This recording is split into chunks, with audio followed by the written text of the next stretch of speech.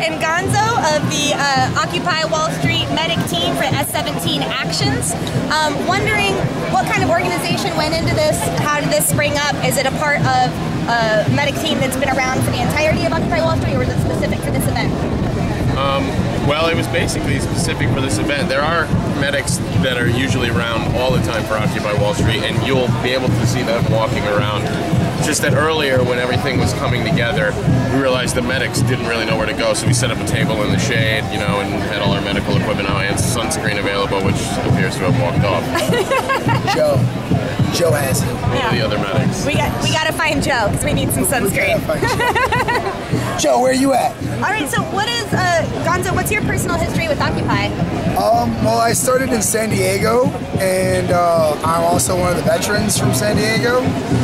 And then I started traveling for Occupy and just doing outreach. And then I traveled cross country and made my way here to New York. And I've been out here for about a month now, and I've been helping out Trinity Church with the occupation there. I'm more of a combat medic than I am like a herbalist. I don't play with people's feet. I leave that to him. I more do like direct actions, like marches, FTP marches, where there's gonna be brute force from the cops. Say like for instance NATO.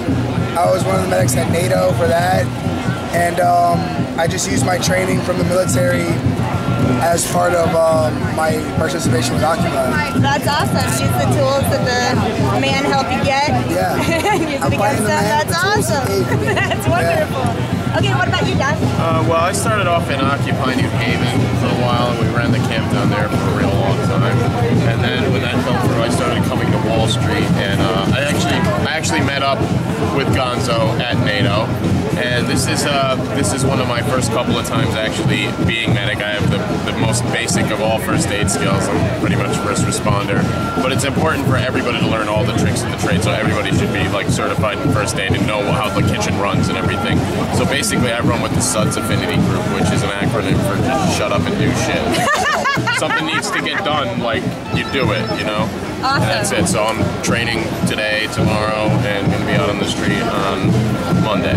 Awesome. Well, I know you guys have stuff to do. I've just got a couple more questions. Why is this day, why is this weekend, the anniversary, significant to you? Why is this weekend so significant? Well, I mean, if you look in the past history with other activist, organizations, take for instance the Civil Rights Movement.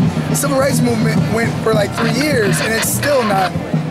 It still hasn't been, fixed. There's still racism within the world, not just our country alone. So this weekend is just showing that the Occupy movement as a whole is not dead. It is still alive and kicking. And yes, the people on the ground actually in physical encampments have gone down, but the actual spirit and the purpose of this movement has not gone anywhere but risen. And we've learned a lot over the past year from past experiences on how to do things with organization, and we're still going, and we're still going to be kicking and screaming the entire time. Awesome, I'm glad to hear that. Where did you serve? I served over in Iraq. Do you want How many tours? I did 2 tours in Iraq, one in Fallujah, then one in Ramadi, and then I've been out for 2.5 years now. Okay. I gotta say, we're so happy to have you with us. What's the worst thing or like the craziest scenario you've seen in the streets being a medic for the Occupy movement? NATO. A lot of head injuries. This guy right here, actually, our cameraman Chops, he suffered a really bad concussion, got pretty beaten up by the cops. Yeah, he's got his helmet out with him today.